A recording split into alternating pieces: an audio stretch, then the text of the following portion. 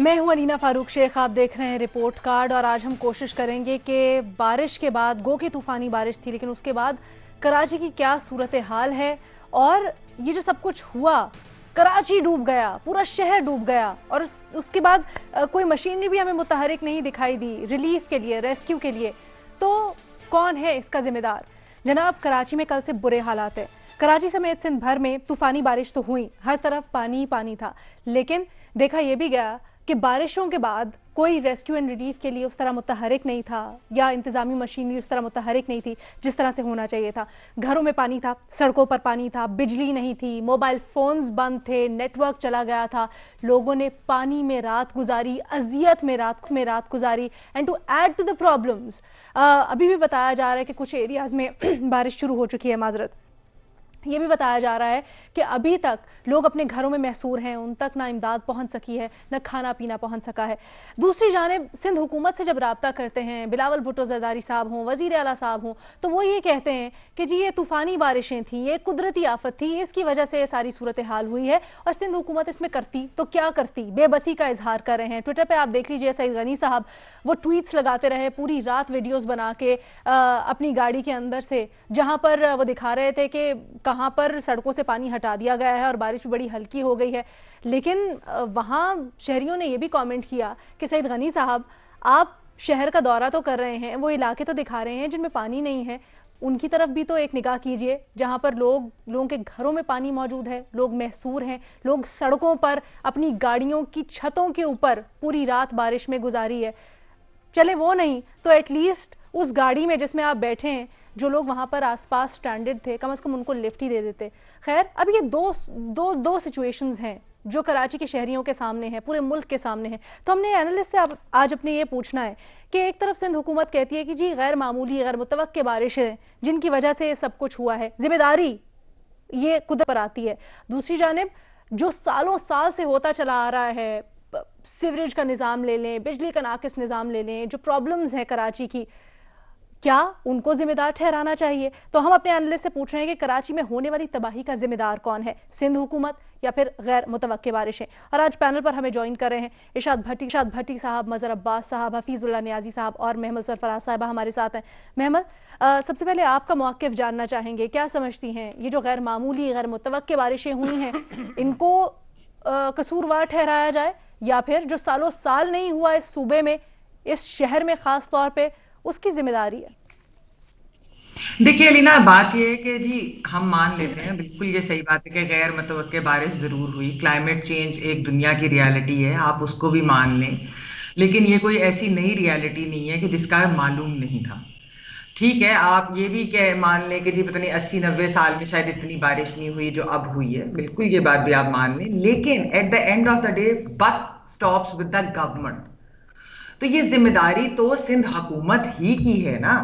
देखिए सारी दुनिया के अंदर क्लाइमेट चेंज आ रहा है, खाली कोई एक शहर या एक एक रीजन के अंदर तो नहीं आ रहा, पूरी दुनिया के अंदर इस तरह की चीजें आ रही हैं। ऐसे नेचुरल डिजास्टर्स आ रहे हैं ड्यू टू क्लाइमेट चेंज, और उसके बहुत सारे रीजन भी हो सकते हैं। लेकिन आप मुझे बताएं, आपने खुद अपनी इंट्रो के अंदर भी कहा इमरजेंसी रिस्पॉन्स सिस्टम कहाँ है।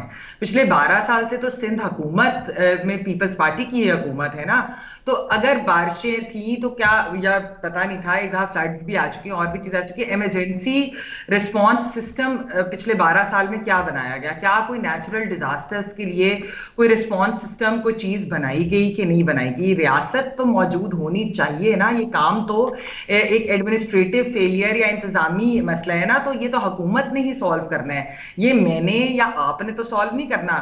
ये अगर सियासी मसाइल भी हैं, सियासी मसाइल भी अगर आप देख लें, आपने लोकल बॉडीज गवर्नमेंट को, आपने उनको एम्पावर नहीं किया, ये भी आपने ही करना था। अगर आपने उनको ही ब्लेम करना है तो फिर आप उनको एम्पावर कर देते, उसके बाद अगर आपने कोई ऐसे कोई बात भी करनी थी। लेकिन at the end of the day, अगर मैं लाहौर में बैठी हूं अलीना, अगर यहां पर मेरा घर डूब जाता है बारिशों की वजह से, अनप्रेसिडेंटेड रेन क्लाइमेट चेंज की वजह से जो आ रही है, मौसमी तब्दीली की वजह से, मैं हुकूमत के पास ही जाऊंगी, मैं हुकूमत से ही सवाल करूंगी, पंजाब हुकूमत से।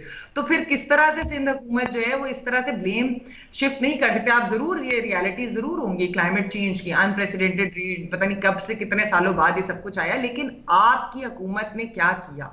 आपकी हुकूमत ने कोई डिजास्टर पॉलिसी बनाई थी कि नहीं, कोई आपके कोई इमरजेंसी रिलीफ प्रोसेस था कि नहीं, वो हमें नहीं नजर आया। तो फिर आपकी हुकूमत है पिछले 12-13 साल से, तो हम आप ही से सवाल करेंगे और आप ही को जिम्मेदार भी इस चीज का ठहराएंगे, क्योंकि ये आपका काम था, ये आपकी रिस्पॉन्सिबिलिटी है। तो अब आप इसमें लोगों की मदद करें, अब कुछ ना कुछ तो करना पड़ेगा और आप करें। अब देर अगर लेट भी हो गया, अब तो कुछ बना दें। आपको पता है क्लाइमेट चेंज तो कहीं नहीं जा रहा, ये तो एक दुनिया की रियलिटी है। तो जब भी कभी ऐसा होगा तो खाली क्लाइमेट चेंज या इस तरह की बात पर तो नहीं आप कर सकते ना। ये है मेरा, तो इसमें मैं अच्छा हुकूमत को ही जिम्मेदार मेमन, ये ठहराऊंगी। बड़ी आपने दिलचस्प बात कही जब आप ये कहती हैं ना कि अब तो कुछ करें, लेकिन इसके लिए बड़ा जरूरी होता है कि कोई रिस्पॉन्सिबिलिटी ले, कोई ओनरशिप ले। मजहर अब्बास साहब, आज दोपहर को जब वजीर आला साहब जो कि दौरे पे निकले हुए थे शहर के, उनसे बात की हम लोगों ने और पूछा कि सर ये हालत है इस शहर की, तो क्या कर रहे हैं आप लोग? तो उन्होंने सारा ब्लेम कहीं और शिफ्ट कर दिया। उन्होंने कहा कि जी इन्होंने जो तजावुजात बनाने दी नाले के ऊपर, जो चाइना कटिंग की, उसकी वजह से ये सब कुछ हो रहा है। लेकिन जिम्मेदारी तो इनकी भी थी ना, हुकूमत तो इनकी भी थी। क्या आपको उनकी वजाहत सही लगती है?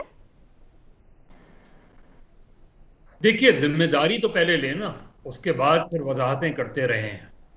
ये शहर में मैं तो आज, देखिए हमने कल भी कराची को डिस्कस किया था, वजीर आला सिंध शहर की जिम्मेदारी डाल दें शहरी हुकूमत पे, दायरा शहरी हुकूमत भी जिम्मेदार है, इसमें तो कोई शक नहीं है। लेकिन बाकी मामला सिंध में क्या हो रहा है? क्या वहां वहां बारिशें आई हैं और लोग सुकून से हैं? क्या बदीन की जिम्मेदारी लेंगे मुराद अली शाह? क्या दादू की जिम्मेदारी लेंगे मुराद अली शाह? क्या लाड़काना की जिम्मेदारी लेंगे मुराद अली शाह? छोड़ दें आप शहरी इलाकों को, उन इलाकों को, उन लोगों को जिन्होंने आप पे पिछले 50 साल से अंधा एतकाद किया। आपके साथ हुकूमत बनी तब आपके साथ रहे, आप ऑपोजिशन में रहे, लोग तब आपके साथ रहे और आपसे सिर्फ वो थोड़ा सा रिलीफ चाहते थे। वो समझते थे कि आप उनके लिए तालीमी इदारे बनाएंगे, वो समझते थे कि आप उनके लिए बल्दियाती इदारे मजबूत बनाएंगे, वो समझते थे कि आप इख्तियारात निचली सतह तक देंगे। छोड़ दें कराची को एक मिनट के लिए, छोड़ दें हैदराबाद को कि जो सिंध को जोड़ता था उसको तोड़ दिया गया, छोड़ दें इन दो शहरों को, छोड़ दें मीरपुर खास को, छोड़ दें सक्खर को। बाकी मांदा सिंध का क्या हाल है? उसका कोई जवाब देगा? क्या सिंध का तालीमी निज़ाम जो है वो आज किसी पाकिस्तान के तालीमी निज़ाम से कॉम्पीट कर सकता है? क्या सिंध की सेहत की सहूलतें मां सिवाय चंद प्राइवेट हॉस्पिटल्स के, क्या आप कॉम्पीट कर सकते हैं? क्या आप ये कह सकते हैं कि लाड़काना में ऐसे अस्पताल मौजूद हैं कि जहां से लोगों को शिफ्ट करके कराची या सक्खर या हैदराबाद लाने की जरूरत नहीं होगी? नहीं कह सकते। तो कम से कम माजरत कर लें, कम से कम माफी मांग लें। ये मिनिमम चीज होती है। बाकी देखिए, एक कयामत थी, गुजर गई, और शायद आइंदा भी लोग उसके लिए तैयार हैं जहनी तौर पे। कराची का मामला इसलिए ज्यादा डिस्कस होता है क्योंकि कराची 2.5-3 करोड़ लोगों का शहर है। कराची किसी एक जबान बोलने वाले का शहर नहीं है। आपने तजावुजात की बात की मुराद अली शाह साहब, तो तजावुजात के खिलाफ ऑपरेशन किसकी जिम्मेदारी थी? आपने सर्कुलर रेलवे की बात की, वो किसकी जिम्मेदारी थी कि वहां से तजावुजात हटाते? आपने पब्लिक ट्रांसपोर्ट की जिम्मेदारी की, वो कौन है जो जिम्मेदार है इस चीज का कि आज एक शहर में एक सरकारी बस नहीं चलती? तो जो जिम्मेदारियां हैं वो जिम्मेदारियां लें, बाकी ब्लेम गेम चलते रहेंगे। देखिए, ये अजीब शहर है, यहां लोग गोली से मरते थे, अब करंट लगने से मरते हैं। यहां अजीब शहर है कि जहां खंभों में बिजली आती है, घरों में नहीं आती। यह अजीब शहर है कि जहां बच्चे खेलते खेलते अचानक किसी गटर के होल में गायब हो जाते हैं। यह अजीब शहर है कि जहां सिर्फ लाश ही खबर होती है, चाहे वो गोली लगने से हो, चाहे वो बिजली के तार से हो, चाहे वो पानी में डूबकर हो। इस शहर में जिंदगी जो है वो कम होती जा रही है। ये कभी रोशनियों का शहर था जो अंधेरों में गुम हो गया है। इसकी रोशनियों को बहाल करना है। और ये जिम्मेदारी जब कोई वजीर आला आकर ये बात करता है कि जी ये देखिए, ये फलां इसका जिम्मेदार मैं नहीं हूं, फलां उसका जिम्मेदार नहीं हूं, तो ये बात बनती नहीं है। जब टीम हारती है तो कप्तान जिम्मेदारी लेता है, चाहे वो बैठ के इनर सर्कल्स में बैठ के कोई भी गुफ्तगू करे कि जी इसकी वजह से हुआ शिकस्त, इसकी वजह से हुई। ये यकीन रखें कि अगर 92 का वर्ल्ड कप इमरान खान नहीं जीतते तो उनके घर पे शायद पथराव हो जाता, लेकिन वर्ल्ड कप जीते तो लोगों का जज्बा तो यही होता है कि आप एक मिनट में हीरो होते हैं और दूसरे मिनट में जीरो होते हैं। तो आप पहले ये तो बताएं कि आपने अपनी सतह तक क्या रिस्पॉन्सिबिलिटी, ठीक है मैं डीएचए और कैंटोनमेंट बोर्ड और इनकी जिम्मेदारी, और मैं कमाल है हैरान हूं मैं कि उन लोगों पर जो डीएचए और कैंटोनमेंट्स को कंट्रोल करते हैं, जरा जाके तो देखें कि आप मैं दो बेशुमार लोग हैं जो कितने टैक्स देते हैं, यहाँ के जो प्रॉपर्टी टैक्स देते हैं लोग, उसमें वो हैरान है कि जी हमें ना आप पानी देते हैं ना सड़कें देती हैं, ना ड्रेन सिस्टम आपने बनाया हुआ है। तो जब हम किसी को ये कहते हैं कि जी ये जिम्मेदार नहीं है, ये जिम्मेदार है, मेरा ख्याल है कलेक्टिव रिस्पॉन्सिबिलिटी लेनी चाहिए सबकी, लेकिन सबसे पहले इस सूबे के कप्तान को अपनी जिम्मेदारी लेनी चाहिए कि हाँ मैं जिम्मेदार हूं इसका। मुराद अली शाह साहब अपना दिल वसी करें और इस जिम्मेदारी को कबूल करें कि हाँ हमने सही मानों में हक़े हुक्मरानी अदा नहीं किया। ठीक है इरशाद भट्टी साहब, जहां रिस्पॉन्सिबिलिटी लेने की बड़ी ज़रूरत है वहां इस वक्त लोग बेबसी के आलम में जो एक हद तक सूबाई हुकूमत से बड़े डिसअपॉइंटेड हैं, विफाक की तरफ देख रहे हैं। विफाक से क्या खबरें हैं? क्या इमदादी पैकेज का कोई ऐलान किया जाएगा कराची के लिए, सिंध के लिए खुसूसन? जी मैडम शेख, पहली बात तो आपका ये जो अभी का सवाल है, बिल्कुल इस पे आज एक मीटिंग हुई है और ये आफत ज़दा कराची को करार देने की बात या फंड्स या जो भी या एनडीएमए के साथ मिलकर वफाकी इदारे मिलकर वो काम हो रहा है। लेकिन मैडम शेख, कराची जहाँ से इमरान खान जीते, जहाँ से इमरान खान को सबसे ज़्यादा किसी एक शहर में सबसे ज़्यादा मैंडेट मिला, जहाँ के आरिफ अलवी सदर मुल्क, जहाँ के इमरान इस्माइल, जहाँ के फैसल वाडा, जहाँ के अली जैदी साहब, वो कराची आज यतीम और बेआसरा लग रहा है।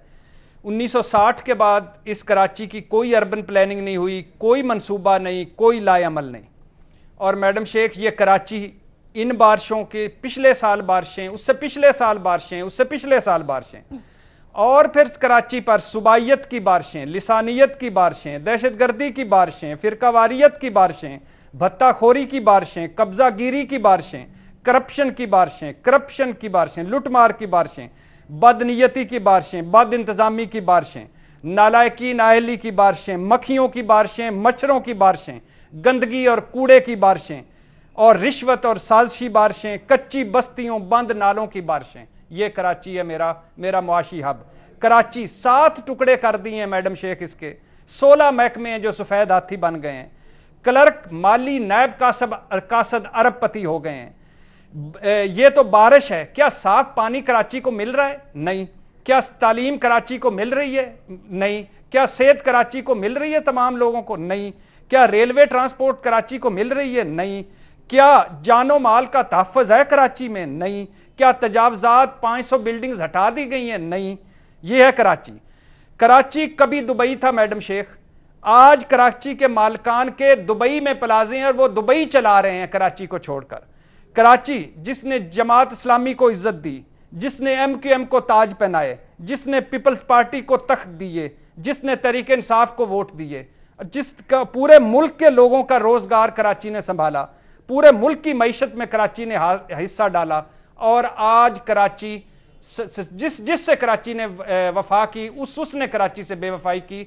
नेमतुल्लाह साहब को छोड़ दें, मुस्तफ़ा कमाल साहब को छोड़ दें, एक आध और को छोड़ दें, बाकी सारों ने। अच्छा, कराची हकीम सईद का शहर, अब्दुस्तारीदी का शहर, अदीब रिजवी साहब का शहर, और हमने क्या दिया? अल्ताफ हुसैन दिया, उज़ैर बलोच दिया, निसार मुराई दिया, राव अनवार दिया, और क्या क्या मैडम शेख, क्या क्या हमने इसके साथ नहीं किया। कराची, आप कराची को रो रही हैं मैडम शेख, बदीन, दादू, लाड़काना, हैदराबाद। इसलिए तो मैं कहता हूं कोई एक शहर बता दें जो मॉडल शहर हो, कोई एक महकमा बता दें जो पांव पे खड़ा हो। कोई एक कस्बा बता दें जहां सब सहूलतें हों, कोई एक गांव बता दें जहां कोई महरूमी ना हो, एक यूनियन काउंसिल ही बता दें जिसमें आप करें कि सारी सहूलतें दे चुकी हैं। नहीं, चंद एक को छोड़कर बाकी जितने भी सियासत में आए, आज वो उन्होंने उनके हर हिंद सिंध में प्लाजे हैं, हम डूब गए हैं। अच्छा मैडम शेख, सवाल है क्यों सिंध हुकूमत इसकी जिम्मेदार है? इसलिए 4 बार मरकज में हुकूमत, 12 साल से सिंध पर मुसलसल हुकूमत, किसी को कुछ करने नहीं देते ये जालिम लोग, किसी को। 3 अस्पतालों की बात हो, स्टील मिल की बात हो, कराची मसाइल की बात हो, खंडर बने सिंध की बात हो, कोई बात कर ले, जमहूरियत खतरे में, 18वीं तरमीम खतरे में, सिंध खतरे में, लात मार कर गिरा देंगे जो इधर आएगा, जो बात करेगा। खबरदार किसी ने इधर सिंध की तरफ देखने की भी कोशिश की, और आप अपना क्या हाल है ये देख लें। फेडरेशन खतरे में पड़ जाती है। अच्छा, खुद कुछ करना नहीं, दूसरे को कुछ करने नहीं देना। मैडम शेख, 2 साल तरीके इंसाफ के आप इसमें देख लें क्यों सिंध हुकूमत जिम्मेदार है। मैं ये सिंध के क्राइटेरिया पर ही बात कर रहा हूं, आखिरी बात कर रहा हूं। 2 साल तरीके इंसाफ के, आटा गंदम बुरहान आया, बिलावल साहब ने कहा इमरान जिम्मेदार है, इस्तीफा दे। चीनी स्कैंडल आया, कहा इमरान जिम्मेदार है, इस्तीफा दे। दवाइयां निजी बिजली घर स्कैंडल आए, इमरान जिम्मेदार है, इस्तीफा दे। अच्छा, कुदरती आफत आई, कौन सी? कोरोना, टिड्डी दल। बिलावल ने कहा नाहल है इमरान, ये जिम्मेदार है, इस इस्तीफा दे। लिहाजा बिलावल के तराजू पर तोल रहा हूं मैं कराची को। आज सिंध हुकूमत नाहल है, किसी जोगी नहीं है, वो रिजाइन करे, वो घर जाए। और मजहर साहब की एक बात तो मान लें, कम अज कम मेयर कराची ने 0/0 काम किया, आखिर पे रोया तो सही, और रो लो, 2 आंसू बहा लो। और जो जिनके घर, जिन माओं के बच्चे गटर में गिर गए हैं, जो 25 आज मरे हैं, 22 पिछली मरतबा मरे थे, कराची की सड़कों पर मरे थे, बल्दिया फैक्ट्री में मरे थे, और जिनके घरों में पानी है। मेरी बेटी की उम्र 12 साल है मैडम शेख, मैंने अपनी बेटियों को सर पर सामान उठाकर पानी में खड़े देखा है, गंदे पानी में, गटर वाले पानी में, लिफाफों वाले पानी में, और बदबूदार पानी में, इंसानी फुजले वाले पानी में। एक रात मुराद अली शाह, बिलावल भुट्टो उस पानी में खड़े होकर गुजार लें, मैं सारे कराची को कहूंगा इनको माफ कर दो, निकले अपने किलों से। किधर गए बिलावल भुट्टो? किधर गई वो तकरीरें? किधर गए वो भाषण? किधर हैं वो लोग जालिम? जरदारी साहब की सेहत है, मैं 2 करोड़ लोगों की कोई सेहत नहीं है। ये जानवर हैं, ये मरने वाले हैं।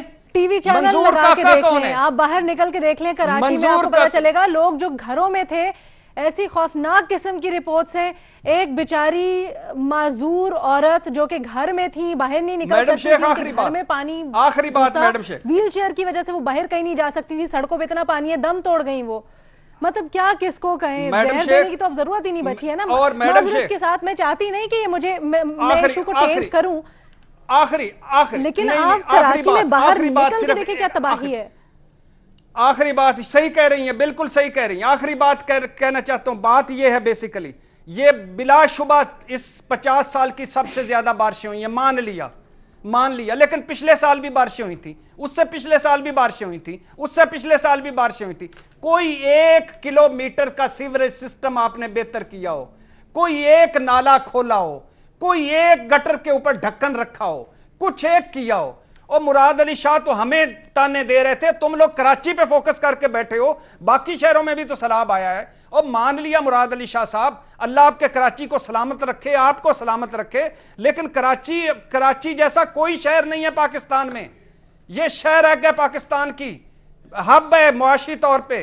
12 साल हो गए आपको, और एक इसका भी आप जिम्मा नहीं उठा सकते। तकरीरें, भाषण। अल्लाह के नाम पे इनको इस तरह सिसका के ना मारो, खुदा के लिए इनको जानवरों की तरह ना मारो, जहर के टीके लगाओ ताकि ये सारे मर जाएं। बड़ी साहब, न्याजी साहब को भी शामिल गुफ्तगू करते हैं। हफीजुल्लाह न्याजी साहब, मसाइल का एक अंबार, लेकिन ये भी हकीकत कि इस दफा जो हुआ है वो गैर मामूली बारिशें हुई हैं। क्या आपको लगता है कि ये तौजी जो कि सिंध हुकूमत पेश कर रही है, ये सही है, ये काफी है? कम से कम मैं इन बातों के बाद जो हम रिएक्शन शो कर रहे हैं मीडिया के ऊपर या सियासतदान हमारे कर रहे हैं, चाहे वो हुकूमत में है, चाहे अपोजिशन में है, चाहे इक़्तिदार में है, चाहे वो एक ऐसा करते हैं जैसे पॉइंट फिक्सिंग हो रही है। एंगलिंग हो रही है, हर चीज का जाविया निकाला जा रहा है। जब अब मैं ये देखता हूँ कि इसमें ऐसी है कि घर के अंदर आग लग जाए और घर बड़ी बड़ी बैड मैनेजमेंट हो हुई हो, तो उस वक्त आप ये छोड़ मचा दें कि असल वजूहात क्या है। आग बुझाने के लिए एफर्ट जो है वो बज़ाहिर कहीं नजर नहीं आती। देखें जरा इसको प्रोस्पेक्टिव में रखते हैं, एक फिक्रे के साथ जिसको मैं इसकी ओपनिंग कर रहा हूँ कि क्लाइमेट चेंजेस जिसका महमल ने जिक्र किया है is married to poor unplanned infrastructure and no town planning. दूसरी बात, कहीं पे आप डायग्नोज करते हैं आम बीमारी के अंदर, कोई किसी बिल्डिंग के अंदर क्रैक आ जाता, मैं इंजीनियर हूं, तो उसको पता करने के लिए कि ये बिल्डिंग क्रैक्स क्या आता है, आप उसकी जो प्रेस्क्रिप्शन से पहले आप उसको डायग्नोज करते हो, फिर आप प्रेस्क्रिप्शन करते हो कि इसकी मरम्मत कैसे करनी है, बिल्डिंग की, बंदे को क्या बीमारी है उसका, आप तब प्रेस्क्रिप्शन देते हो, पहले डायग्नोज ना हो। अगर कैंसर आप डायग्नोज नहीं कर पा रहे और आप कह रहे इसको पेन किलर दे दो, शायद इसकी दर्दें हो रही हैं, कोई भी वो इन्वेस्टिगेशन होती है। अब आ जाए आगे, ये हमारे कुछ दोस्त हैं, बल्कि सारे शायद वेस्ट में रह के आए हैं, देख के आए हैं, चलो वेस्ट को छोड़े, हमने यहाँ इस्लामाबाद देखा है जो कि हमने अपने हाथों से बनाया है। DHA के कुछ पार्ट्स हैं, नॉट एवरीवेयर, लेकिन पाकिस्तान के अंदर, इसके अंदर अब एक चीज ऑब्जर्व करेंगे कि कोई घर जो है बगैर अप्रूवल के नहीं यहाँ बना। ये इमरान खान का बनी गाल का घर जो है वो सीधे के अप्रूवल के बगैर बना है, तो देखिए कितनी बड़ी कंट्रोवर्सी उठी हुई है। लाहौर का, पिंडी का, हैदराबाद का, कराची का, सरगोदा का, मियाँवाली का, कोई घर नहीं अप्रूवल के मुताबिक बना हुआ। लेकिन इसको भी छोड़े, यहाँ पे इस्लामाबाद में देख लें, किसी वेस्ट सोसाइटी में देख लें, पावस्ता साहब अगर हमारे साथ हैं तो वो बताएंगे कि जी वहां पे स्कूल डिस्ट्रिक्ट होते हैं। कभी देखा है कि किसी गली में कोई बंदा स्कूल खोल ले, मेडिकल कॉलेज खोल ले? कौन सा इलाका है कराची का, लाहौर का, पिंडी का जो कमर्शियल गली नहीं है, जहां पे ग्रोसरी स्टोर नहीं है? एट विल गाहक मौजूद हो, जगह कमर्शियल समझी जाती है। कुछ नहीं पता, किसी जगह देख लें, जरूरत नहीं है। इस्लामाबाद में आप F6 में किसी घर के बाहर एक दुकान खोल लें, शहर के अंदर कर सकते हैं? नो। आप F6 में कोई अकेडमी बनवा लें, कोई स्कूल बनवा लें। सुधार के पहली बात यह है कि इस पूरे मुल्क को बाजार बना कर रख दिया गया। खुदा गवाह कि 20-25 साल से रो रो के हर हुकूमत को कहा है कि इस मुल्क के अंदर कुछ चीजें फिक्स कर दो कि लोगों के अंदर जो ये जो आपने हर जगह कमर्शलाइजेशन की इजाजत दे देते हो। लाहौर में रोड बनी है, अभी नई रोड बनी है शाहखाना से LDA की तरफ, एवेन्यू की तरफ, रायवन की तरफ, दोनों तरफ से प्लाजे, दुकानें है प्रेजेंटली बन रही हैं, बाजार बन जाएगा, कोई किसी को परवाह नहीं। फिर उसके बाद क्या होता है, यहाँ नाले गुजर रहे होते हैं। हमने यहाँ पे कराची के अंदर एक ऐसी ऐसी बड़ी बड़ी चंकों से जमीनें दी हैं 50,000 एकड़ लोगों को, जिन्होंने नाले बंद कर दिए। फिर उसके बाद कच्ची आबादी है, कच्ची आबादी ने इंफ्रास्ट्रक्चर तबाह किया। अब देखें, अब सीधा को भी करने के, एक दूसरे को सदोकोप करने के, दशनाम तराजी के, फ्रस्ट्रेशन कम हो सकती है। किसी को मैं पॉइंट स्कोरिंग कर सकता हूँ। आखिरी बात यह है कि मैं इस्लामाबाद हूँ, नजीब हारून साहब से मेरी मुलाकात है, पीपल्स तहरीक साहब के MNA हैं। उनको कल परसों 3 में नोटिफिकेशन दे रहा था कि वजीर आजम ने उनको कराची के इंफ्रास्ट्रक्चर के लिए फोकल पर्सन किया। मैं उनको मिलने गया, मैंने कहा आपको पता चला जी कि आप सारे क्राइसिस के लिए फेडरल गवर्नमेंट की आप उसको जो ओवरसाइट आपके पास आ गई है, तो मैं कुछ गुजारिश करना चाहता हूँ। अब तक तहरीक साहब का यही कंट्रीब्यूशन है जो हम यहाँ देख रहे हैं, गाली देते रहो, चलो दे ली, उससे कराची ठीक होते हो जाए जी, फलां ने ये किया, फलां ने ये किया। कभी भी आज तक मियाँ बीवी की लड़ाई में नहीं पता चल सका कसूरवार कौन है, या सियासी लड़ाई में आप पता करा देंगे कि असल कसूरवार कौन है, इसका कौन है। जबकि ये इश्यू सारे हम दोस्त यहाँ भी कह रहे हैं, सारे कह रहे हैं कि 70 साल का शाखसाना है, अंग्रेज के वक्त में शायद नहीं हुआ होगा। तो नजीब हारून साहब, मैं कहता हूँ पहली दफा एक इंजीनियर जो समझता है, तो मैंने उसे 2 बातें की। मैंने कहा हजूर लॉन्ग टर्म प्लानिंग साथ साथ इसी के इम्प्लीमेंट कर जाओ, और कराची के अंदर जब तक आप रूथलेसली कोई लगा के वो खत्म नहीं करते। तीसरी बात है, क्रेडिट लेंगे तो काम नहीं होगा। क्रेडिट एमकेएम को लेने दें, क्रेडिट लेने दें पीपल्स पार्टी को। आप एक सेल्फलेसली काम करके देखें। वैसे नियाज़ी साहब माजरत के साथ शिकायत करें तो क्या करें, कितने करें, किससे करें? लेकिन ये भी है ना, बहुत देर की मेहरबान आ गया। ब्लेम गेम खेलना नहीं चाहते, लेकिन अगर शिकायत करनी हो तो ये भी है कि ठीक है, मुस्लिम लीग नून ने ये तो कहा जी कराची में जो हुआ बड़ा गलत हुआ, इंतजामी मामलात के ऊपर सवाल उठाया, लेकिन कहने को तो ऑपोजिशन आजकल बड़ी कुर्बतें बढ़ रही हैं पीपल्स पार्टी में, मुस्लिम लीग नून में, लेकिन खुल के ये नहीं बताया कि ये हो क्यों रहा है। मज़े साहब, अभी इरशाद भट्टी साहब ने जो एक बात कही है उसके ऊपर आपका कमेंट लेना चाहूँगी। बताया कि जी आज मुतवक्के है कि विफाक कोई पैकेज का ऐलान करे, इमदादी पैकेज का कराची के लिए। एक वो 150 अरब वाले पैकेज की यादें भी ताज़ा कर दी जो अभी तक वैसे वफा नहीं हुआ है वादा। तो क्या हम अब मुतमईन हो जाएं कि ये जो इमदादी पैकेज मिलेगा ये रेस्क्यू एंड रिलीफ के लिए लोगों के इस्तेमाल होगा? देखिए, फिलहाल तो लोग अपने घरों से पानी निकाल रहे हैं, कमरों से पानी निकाल रहे हैं। कितना नुकसान हुआ है मेरे और आप तसव्वुर नहीं कर सकते कि घरों की कहानियां क्या हैं। हर घर की अपनी एक कहानी है। आप औरंगी टाउन चले जाएं, आप कोरंगी चले जाएं, आप लांडी चले जाएं, आप लियारी चले जाएं, आप मलीर चले जाएं, ये सब की घरों की अपनी अपनी एक कहानियां हैं। बेइंतहा हमारे तसव्वुर से बाहर है चीजें। सिर्फ कराची को ही नहीं, मैं तो समझता हूँ हैदराबाद को भी आफत करार देना चाहिए, वो तमाम शहरों को जहां सूरत हाल बदतरीन है। और सिर्फ आफत ज़दा ही नहीं, देखिए कल से गालिबन कल या परसों से एडमिनिस्ट्रेटर्स आ जाएंगे। एडमिनिस्ट्रेटर्स की पोजीशन एक 12वें खिलाड़ी की सी होती है, उसको किस तरीके से आपने मैनेज करना है। असल चीज़ है कि वाकई अगर ऊपर से लेके नीचे तक कोई सोच, मैं तो ज़ाती तौर पे समझता हूं कि वो सोच कहीं पिन्हा नहीं है, उसके अंदर इतना ज्यादा जब हम तासुब की ऐनक पहन लेते हैं तो फिर कराची वहीं का वहीं खड़ा रहता है।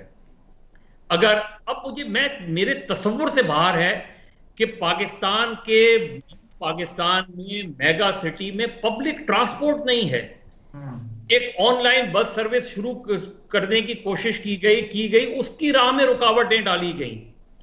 यानी ये इसको क्या कहा जाए, इसकी कोई जस्टिफिकेशन जो है वो ऊपर से किस बेसिक इशू की बात करें, किस बेसिक इशू की बात करें? हम जो खोलते हैं इस किताब में हर पेज पे इलाका करार देने से कुछ नहीं हुआ। आप आफत ज़दा इलाका करार देने के साथ साथ इसका जब तक आप एक मुस्तकिल हल नहीं निकालेंगे इस शहर का, उस वक्त तक कराची के मसाइल बढ़ते चले जाएंगे।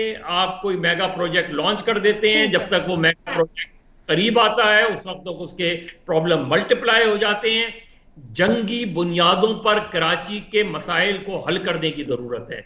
कराची चलेगा तो पाकिस्तान चलेगा। जंगी बुनियादों पर कराची के मसाइल को हल करने की जरूरत है, बहुत ही अहम कमेंट। और अभी हम दुआ ये करते हैं कि जो रेस्क्यू एंड रिलीफ के काम इस वक्त जारी हैं, जो भी इमदादी टीम्स हैं, जो हमारे वॉलंटियर्स हैं, पहुंच रहे हैं उन जगहों पर जहां पर अभी भी पानी है, लोग घरों में महसूर हैं, उन तक पहुंचे और उन तक जो फैसिलिटीज़ हैं रेस्क्यू की वो पहुंचाएं।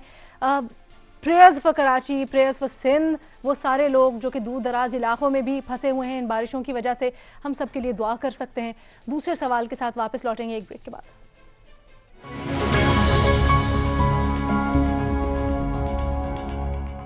जी, वज़ीर आज़म इमरान खान ने गुज़श्ता रात सीनियर सहाफ़ी अरशद शरीफ को एक इंटरव्यू दिया है। उसमें वज़ीर आज़म ने कुछ गुफ्तगू की है नवाज शरीफ के बैरून मुल्क रवानगी से मुतल्लिक, उस पर थोड़ी सी बात करेंगे। वज़ीर आज़म इमरान खान ने नवाज शरीफ को बैरून मुल्क जाने की इजाज़त देने को अपनी हुकूमत की गलती करार दे दिया है।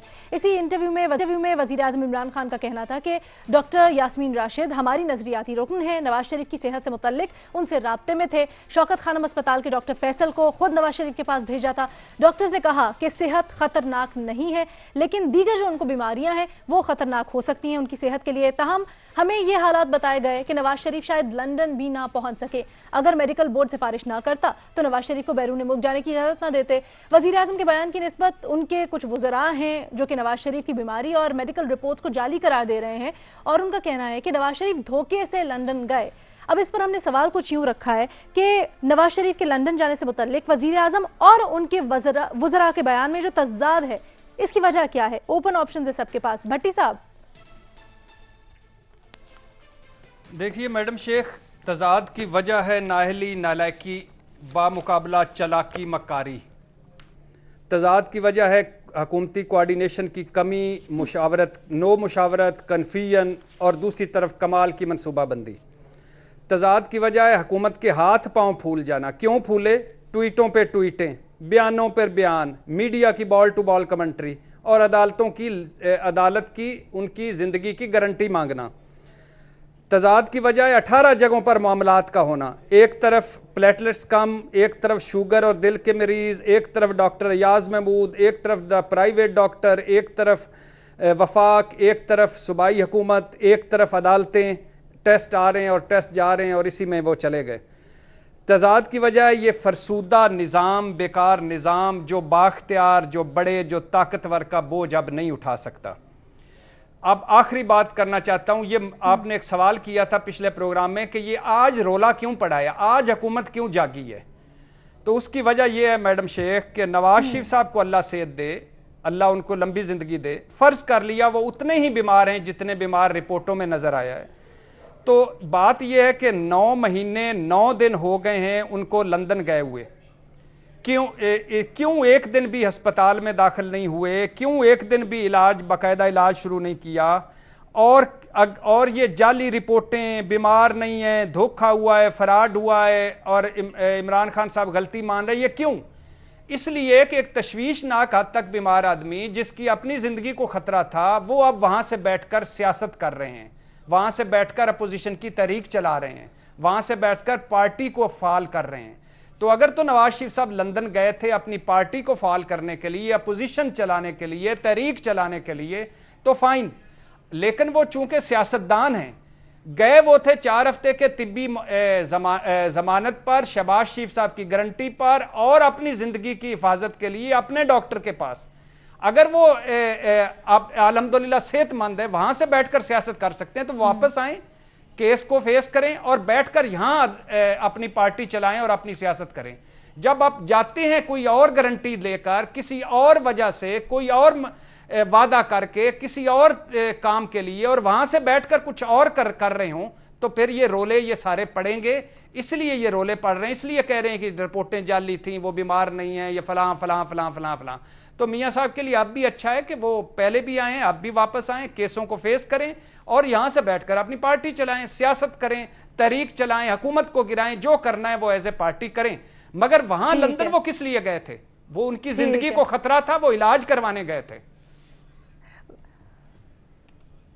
भट्टी साहब, आप इतनी दफ़ा गारंटी दे के गए, बात कर रहे हैं ना, मैंने किसी दिन किसी प्रोग्राम में आपसे पूछ लेना है कौन सी गारंटी थी, इसकी डिटेल्स बताएं जो आपके पास हैं लेकिन आप बताते नहीं हैं। खैर, महमल। देखिए लीना, ये तो हुकूमत ही बता सकती है, हुकूमती अरकान ही बता सकते हैं कि ये जो कॉन्ट्रडिक्शंस हैं ये उनके बयानात के अंदर क्यों है। लेकिन जो थोड़ी बहुत समझ आती है उसके अंदर एक चीज़ ये भी है कि जैसे हमने पहले भी कई बार ये बात कह चुके हैं कि जब मियाँ साहब को बाहर भेजा था तो हुकूमत का जो अपना बयानिया था एहतसाब का, उसको नुकसान जरूर पहुंचा था। खास तौर पे इनके अपने वोटर्स सपोर्टर्स के अंदर जो एक परसेप्शन थी वो यही थी कि अगर आपने एहतसाब करना है तो फिर आपने इनको बाहर जाने कैसे दिया। बेशक रहमदिली पे जाने दिया हो, जिस भी बुनियाद पर, उनकी रिपोर्ट्स की बुनियाद पर, लेकिन आपने जाने दिया, हुकूमत ने। तो आई थिंक कि शायद ये वो डैमेज कंट्रोल था। लेकिन अब मैं सोचती हूँ वैसे कि बहुत देर हो गई है, अब हुकूमत को इसके ऊपर इतना डैमेज कंट्रोल करने की जरूरत नहीं है। मतलब अब तो एक चीज हो गई है, अगर उन्होंने वापस भी आना है, जो कि नून लीग तो कहती है कि जी वो इलाज करा कर आ जाएंगे, तो हुकूमत को तो चाहिए कि वो वेट करे। अगर वाकई वो नहीं आते तो उसका नुकसान तो नून लीग को ही होगा। तो मुझे नहीं समझ आ रही कि हुकूमत अपने आप को इस चीज में क्यों नुकसान करा रही है, बयानात के अंदर जो इस किस्म की कॉन्ट्रडिक्शंस देके कि एक साइड कुछ कह रही है और दूसरी साइड कुछ कह रही है सेम गवर्नमेंट की। मेरा नहीं ख्याल है हुकूमत को इस चीज में इंडल्ज भी करना चाहिए। उनका अपना एक बयानी है, वो उसी पे कायम रहे। ये वाली चीजों के अंदर के रिपोर्ट जाली थी या नहीं थी, अपना ही मेडिकल बोर्ड था, उसको आप क्यों डिस्क्रेडिट कर रहे हैं? कोई जरूरत नहीं उसकी। ठीक है जी, हमारी डिस्कशन जारी रहेगी एक छोटी सी ब्रेक के बाद।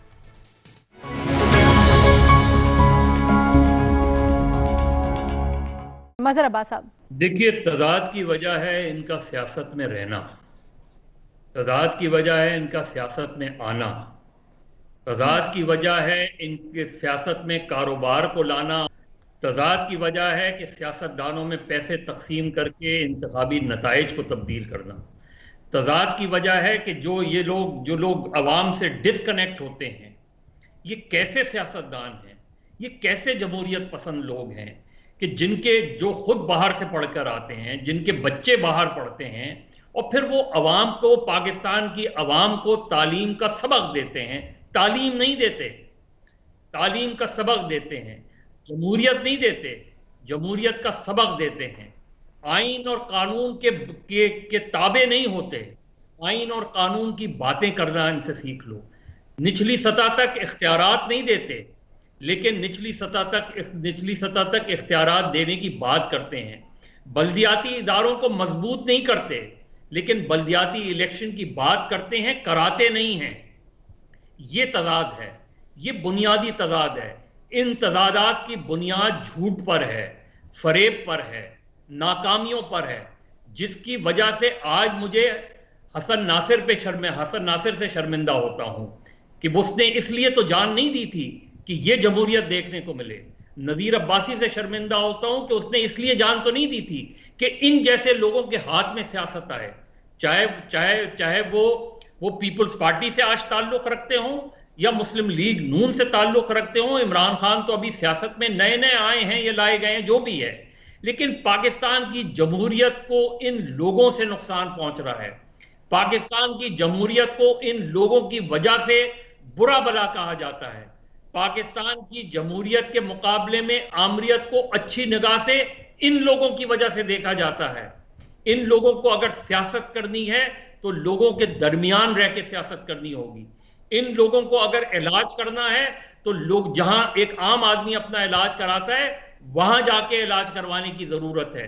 अगर आप अपने आप को अवामी नुमाइंदा कहते हैं, उससे कनेक्ट करते हैं, तो आपको उनके दरमियान रहने की बात है। किसी ने एक मर्तबा गांधी से पूछा था कि आप 3rd क्लास में क्यों ट्रेवल कर रहे हैं? उसने कहा इसलिए कि there is no 4th class. ये होते हैं लोग। देखिए, तमाम दौरे हुकूमत छोड़ दे, मुझे मार्शल के खिलाफ जिन लोगों ने लड़ाई लड़ी है, आज वो सारे लोगों ने इसलिए लड़ाई नहीं लड़ी कि इख्तिदार और सियासत इन लोगों के हाथ आ जाए, कि वो जो सियासत का रुख हमें दिखाया जा रहा है वो सियासत नहीं है, न वो जमहूरियत है। वो जमहूरियत के नाम पे ये हमें धोखा दे रहे हैं। हमें पता है ये जो कुछ इस वक्त हो रहा है, चाहे वो कारोबार हो या करप्शन हो, जिसका ब्लेम इन पॉलिटिशियंस पे जा रहा है, और ये अपने आप को बरीउज़्ज़मा भी करार नहीं दे सकते। आप सारी लड़ाई लड़ सकते हैं, आप सारी जद्दोजहद कर सकते हैं, लोगों के दरमियान रहना तो सीखें। आप जाएं, देखिए, मैं मिसालें आपको दे सकता हूं कि वो लोग जो सर्विसेज हॉस्पिटल में लोगों के साथ जो है वो बिस्तरों पे रहे, मैं उसमें हबीब जालिब की मिसाल दे सकता हूं, मैं उसमें निसार उस्मानी की मिसाल दे सकता हूं, मैं उसमें प्रोफेसर जमाल नकवी की मिसाल दे सकता हूं। ये वो लोग थे जो आवाम से अपने आप को कनेक्ट रखते थे। ये नहीं कि आप बाहर जाके इलाज करा ले और फिर आ जाएं 6 महीने बाद, फिर आ जाएं 2 साल बाद, फिर आ जाएं 4 साल बाद, जब आपके अरेंजमेंट हो जाए, जब आपकी डील हो जाए, जब आपका एग्रीमेंट हो जाए, जब आपका एनआरओ हो जाए, तो खुदा के लिए जमहूरियत कन्वीनियंट हो। बिल्कुल सही कह रहे हैं, बिल्कुल सही कह रहे हैं। न्याजी साहब को भी शामिल गुफ्तगू करते हैं। न्याजी साहब, आपको क्या लगता है? वैसे तो खैर मदर साहब ने माशाल्लाह जी बड़ी कॉम्प्रिहेंसिव गुफ्तगू की है और हर पहलू को टच किया है। असूली तौर पे तो उनकी किसी बात से ना इख्तलाफ होता है, बल्कि एंडोर्स ही जो है मैं तो करूंगा। लेकिन जी चंद चीजें हैं जिनका मुझे खुद पता है जी। आपने नवाज शरीफ को किस तरह भेजा है? मिन्नतें तरले करके मरियम को हॉस्पिटल से लाया गया कन्विंस करने के लिए कि जी इनको कहें कि वो जो है किसी सूरत में जो है जो उनको जाना चाहिए। उनकी वालदा मौसम में वो घर से लेके आए आप, वो भी रात पहुंच गई, सारी दुनिया ढांग का प्रेशर के वो चले जाए। फिर आपने जब उसे कहा कि चलो यार हमारी कोई थोड़ी सी असरशोई के लिए या फेस सेविंग के लिए आपने उनसे बॉन्ड मांगा, इंडेमिटी मांगी, उन्हें इनकार कर दिया, यानी कि मैं नहीं जाना चाहता हूं। चुनाचे आपने फिर बुनियादी वो भी आपको छोड़ना पड़ा, क्योंकि आपने ये बात पूरी तयशुदा थी कि जी आपने उसको भेज रहे हैं। एम्बुलेंस जो उन्होंने मंगवाई है, इसी की तहकीक करवा लें कि जिस एम्बुलेंस वो गए हैं वो उन्होंने मंगवाई है या किसी ने मंगवाई है। जो मदर साहब की बात को मैं आगे चला रहा हूँ, फिर फैसल सुल्तान का अब तो ये जो बैठे हैं ना अपने लीडर को ऐसा साबित करने के लिए, बेवकूफ साबित करने के लिए कि वो कहते हैं ना नानी ने कसम किया बुरा किया करके छोड़ दिया और बुरा किया। अब वो ये किसी तरीके से साबित करना चाहते हैं कि हमारा लीडर अहमद था, जिसके अल्फाज वो अच्छे इस्तेमाल करते हैं, मैं तो सख्त कर रहा हूँ। उन्होंने सराहत के साथ कहा था, विदाउट मिंसिंग वर्ड्स, अल्फाज चबाए बगैर कहा था कि फैसल सुल्तान जिनको तरक्की दे क्या उनके वो एक स्पेशल एडवाइजर है, मिनिस्टर ऑफ स्टेट बना दिया उनको, खाना के चीफ एग्जीक्यूटिव है, वो अन्ना वनडे रेडिया वलवल अपने घर। उन्होंने आए कहा, कहते मुझे फैसल सुल्तान ने बताया। एक कल बैठे थे एक क्लाउन, वो कह रहे थे फैसल सुल्तान से मेरी बात होने का मैंने रिपोर्ट देखी नहीं है, तो मुस्तरद इत्तला जाके इमरान खान को दिया। चुनाचे उन्होंने फैसल सुल्तान ने कहा कि जी उनकी हालत यहाँ रखने वाली नहीं है। Yasmeen Rashid she is an honourable lady, मैं उनको जाती तौर पर जानता हूँ। मेरा ख्याल है कि ये छोरा इनमें से कोई कहीं पे बैठा हो, नून लीग या पीपल्स पार्टी बहुत सारे यास्मीन राशिद के करीब के नहीं पहुंचते। उनके स्टेटमेंट देखें, आज भी जो अपने स्टेटमेंट साथ खड़ी है। गायनेकोलॉजिस्ट तो नहीं देख बता सकती, लेकिन यहाँ पे साइंस एंड टेक्नोलॉजी का अजीज जो है ना वो एक्सपर्ट है, वो कहता है मुझे बताने थे, वो उसका वो अपनी तनाव तुना रहे, लेकिन हालत को कोई तोड़ नहीं है। कलसूम नवाज अस्पताल में थी, इन्होंने क्या क्या मुगलजात नहीं बची। ये पहली दफा जहालत की इंतहा देखे। हम ये कहते हैं कि मरीज वो होता है जो अस्पताल में जाए, जो 8-9 महीने इलाज ना करवाए, मरीज वो होता है। यानी कि इनको आज की तारीख में जब सारा गूगल भी आपके पास है, इनको पता ही नहीं कि मर्ज क्या क्या होता है। नवाज शरीफ मरीज है या नहीं है मुझे तो कोई गर्ज नहीं है, वो कितना है या नहीं है। जब वो वापस आ रहा था पिछली दफा दुबई से 11 साल सजा भुगतने के लिए, और बेटी को 7 ला रहा था 8 साल सजा भुगतने के लिए, जबकि गर्मियों का महीना था, 70 साल का आदमी था जब आ रहा था। उस वक्त भी आप दुबई पहुंच गए, अबू धाबी पहुंच गए, जहां में बताया गया कि जी वो आना नहीं चाहता, और वहां जाकर मिनटें की जरी ना हो। ये भी आखिरी बात, ठीक है, नवाज शरीफ आ रहा है और जिस दिन वो आएगा उस दिन इन सबको बैठा लेना जो चेक लैक टीवी पे आके आए, जज्बाती और अल्फाजी और इधर का फिक्र उठाया उधर का फिक्र उठाया और आगे कौम को बेच रहे हैं और गुमराह कर रहे हैं, उस दिन बताएंगे कि क्या बीतती है। नवाज शरीफ मरियम को यह मुतहम्मिल नहीं है। सूरत हाल ये है कि इमरान खान साहब की जो पोटेंशियल अपोजिशन है उसको खत्म नजर आती है। वो इसलिए नहीं खत्म कर रहा है कि वो इक़्तिदार चाहता है। इमरान खान को, ये मैं बड़ी अहम बात कर रहा हूं, इमरान खान इसलिए अपोजिशन खत्म करना चाहता है कि जो मदर साहब ने कहा है कि उससे स्पॉन्सर्स हैं, जो अंपायर में फर्क किया, उनके पास कोई ऑप्शन नहीं हो मेरे अलावा। ये अच्छा, मेरे पास ना ये बड़ी लंबी डिबेट है। वैसे मैं इसके ऊपर एक बाकायदा सवाल रख के और सबका कमेंट लेना चाहती हूँ। आई एम श्योर उसके ऊपर सब कमेंट करना चाहेंगे, लेकिन जाते जाते जो एक आपने फिक्रा कहा है ना, मैं थोड़ी सी उस पर वजाहत चाहूंगी। आपने कहा नवाज शरीफ आ रहा है, तो क्या आपके पास कोई अंदर की खबर है कब आ रहे हैं? नवाज शरीफ किसी दिन आप देखते हैं। उसको एक प्रॉब्लम है कि उसे बच्चों का ख्याल है कि वो अपना जो ऑपरेशन पेंडिंग हुआ है वो करवा के आए। उनका ख्याल है कि जब मैं ऑपरेशन करवाया तो महीना 2 महीने और मैं फंस जाऊंगा। वो ऑपरेशन बहुत ही जरूरी है उनके लिए। वो डॉक्टर यास्मीन राशिद जो पाकिस्तान के बड़े बड़े जगह डॉक्टर्स इन्हें देख के सारे यही सजेस्ट करेंगे उससे बगैर ना आए, खुदकुशी है। अब वो कोरोना की वजह से सारे पोस्ट पर पहले ये तय हो गया था ऑपरेशन, अप्रैल में बल्कि मार्च के आखिरी हफ्ते में तय था, तारीख भी तय थी और इन्होंने बताया भी था वो जा रहे थे। कोरोना की वजह से उन्होंने देख लिया पॉसिबिलिटी कि नेचुरली वो इम्प्रूव किया है, नेचुरली वो सैर करेंगे। जो बंदा सैर नहीं करता वो बीमार होता है, जो बंदा सैर कर रहा होता है, रिलैक्स रहता है, इंजॉय कर रहा होता है, इसका मतलब ये है कि उसने थोड़ा सा इम्प्रूव कर रहा है या बेहतर हो रहा है। तो इसमें कौन सी हमको प्रॉब्लम हो गई है? लेकिन वो आ रहा है, ये बात सुनने के नवाज शरीफ आ रहे हैं और फिर देखें इससे क्या चर्चा करते हैं। मेरा ख्याल है कि ये भी सियासत के अंदर घंटों में चीजें नहीं होती, ये चीजें 2-3 महीने ये तागो वार है, चलती रहेगी। अभी इन्होंने शहबाज शरीफ को फंसाया हुआ है, उसके ऊपर ये इनका ख्याल है कि शहबाज शरीफ को कोई लोग लाए हैं यहाँ पे पाकिस्तान में। इमरान खान के ख्याल है कि जो मदर साहब ने आपको बहुत बातें की हैं और इतनी खूबसूरत बातें की हैं कि शहबाज शरीफ को कोई लाए हैं। शहबाज शरीफ साहब के ऊपर भी बिल्कुल वाला गुस्सा है। अब ये जो मनी लॉन्ड्रिंग बात हो रही है, रेफरेंस दायर हो गया है, उस दिन में भी हम एक सवाल रखेंगे और चाहेंगे कि अपने एनालिस्ट की राय जाने। दूसरा जो आज न्याजी साहब ने पेंडोरास बॉक्स खोला है, आई एम श्योर भट्टी साहब, मज़र साहब, महमल साहब इसके ऊपर कमेंट करना चाहते हैं, बल्कि हमारा बड़ा पैनल भी, तो हम इसके ऊपर सवाल रखेंगे ज़रा खुल के। अभी हमारे पास प्रोग्राम में वक्त खत्म हो गया, कल आपसे दोबारा मुलाकात होगी।